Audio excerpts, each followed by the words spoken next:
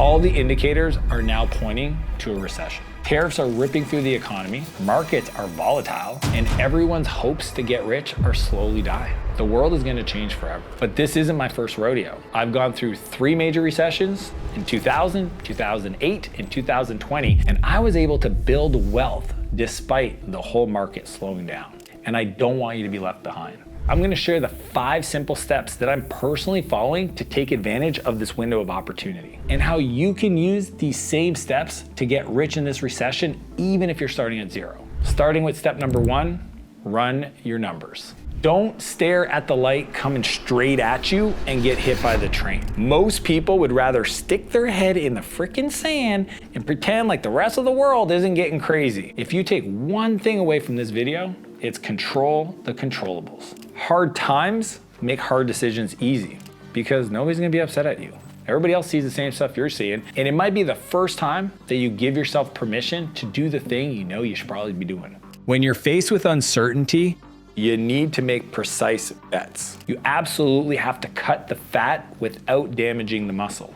It means make decisions to understand where your money's going, but don't cut things that'll make it harder for you to get reset afterwards. So yes, continue to read books, invest in your education. Yes, continue to invest in your health. Don't cut those things because those make you better. They're the engine of your growth. But all the other stuff, these elaborate vacations, these crazy dinners, these splurging on clothes, like some people are paying for memberships and subscriptions to things they haven't used in months. They don't even know they're paying for them. It's like death by 1,000 memberships. Just pull back, understand where you're bleeding cash that you shouldn't be, clean up the holes, cancel the memberships, and focus on you. Just processing your credit card statement and canceling the things that you don't even recognize, probably a good move. Run your numbers, create that spreadsheet, update the spreadsheet so that you know where the money's coming in and where it's going out, and then just make decisions if that's the right thing for you based on what's happening right now. That brings us to step 2.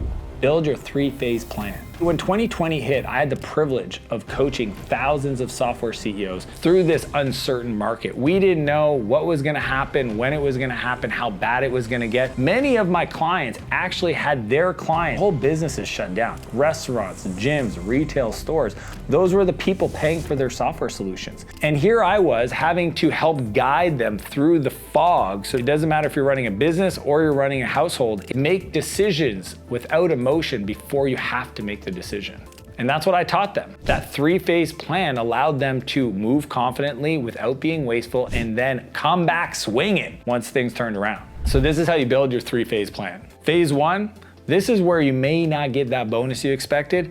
And then you just gotta start thinking about maybe you gotta cut those nice to have expenses. Phase 2 is maybe there's some challenges in the business and everybody's gonna take a salary cut. Maybe it's temporary, maybe it's long-term. That's when you start cutting anything you don't need to live. Phase 3 is you lose your job. And at that point, I call that the ripcord method. That's where we have to decide without delaying what we're gonna do in that moment. And it might not be pretty, it might mean moving in with your parents or some other decisions, but you have to make the decision. The key is to make the phase plan so that you can make the decision without the emotion, because in the moment you might decide to hold on, and that's gonna create a lot more pain when you just have to acknowledge what it is and already have made the decision. These are the steps that we're taking now that this happened. So for example, my brother and I, we made an agreement a long time ago that if one of us goes crazy and for whatever reason goes bankrupt and they have no more money, essentially we're allowed to sleep at the other person's house. I mean, we used to joke on the couch, but now obviously we all have guest rooms.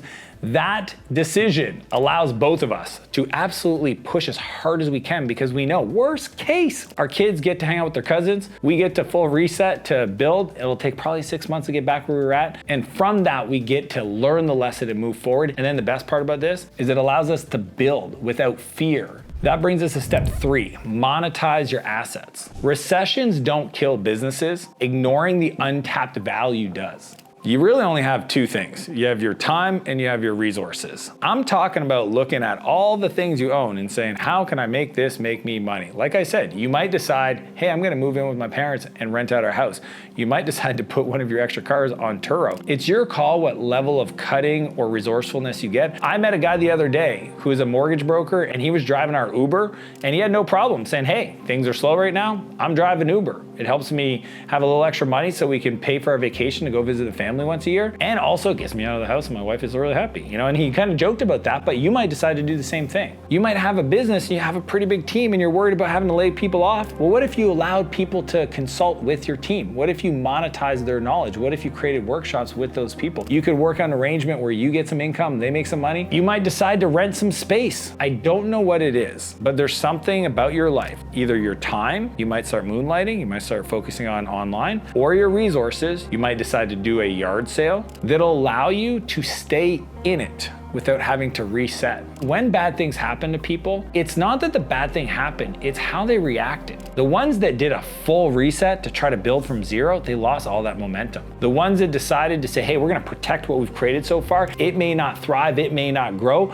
but we're not gonna get kicked out of the game. And then from that place, once the market comes back, you get to ride it up. That's what differentiates the winners from the losers. Most people think having courage means making decisions when you're not scared. The truth is courage requires you to be scared to make a decision either way.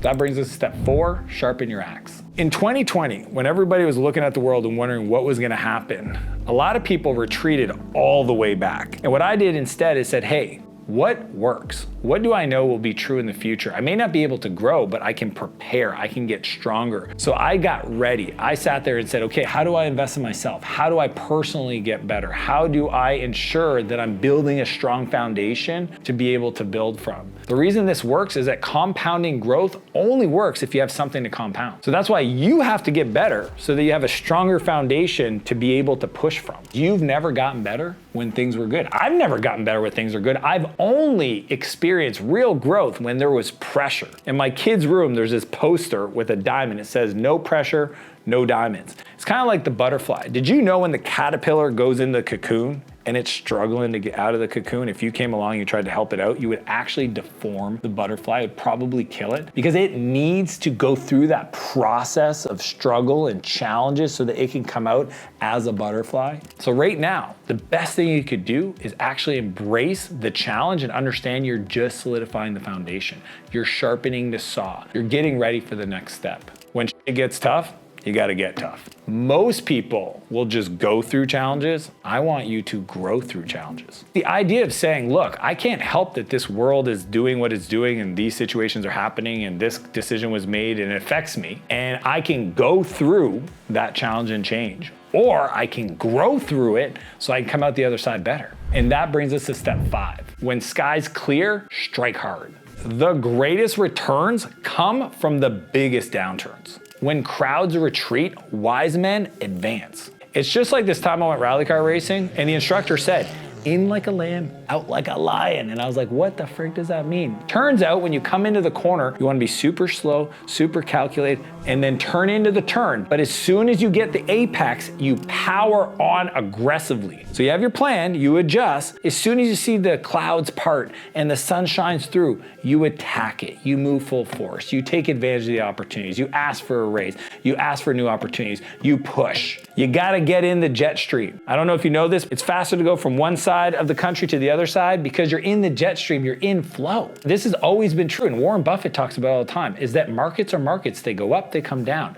If it's down right now, trust me, it will go up, and you wanna be the person ready to take advantage of it. Think about it. You take a world-class entrepreneur, you take everything away from them, you drop them in the middle of the Amazon jungle. You come back in 5 years, I know what you'll find. You'll literally find a person with a team, and they built this whole temple, and the whole thing's going. Why? Because winners win. I want you to be one of those people that come in like a lamb prepared and out like a freaking lion. You want to be cautious because the key is you got to protect your psychology. You don't want to be scared. You don't want to get on the defense. You don't want to be thinking that the whole sky is falling. And the same thing when things turn around, you don't want to be too quick to react. So I always try to find 2 data points, 3 data points of positivity that tell me now's a good time to move forward. If you wait too long, everybody else saw the same thing and they've already taken advantage of it. So you have to be early. That's why I'm so excited to share this with you, because I know it could absolutely transform your life. But all that being said, this is the key.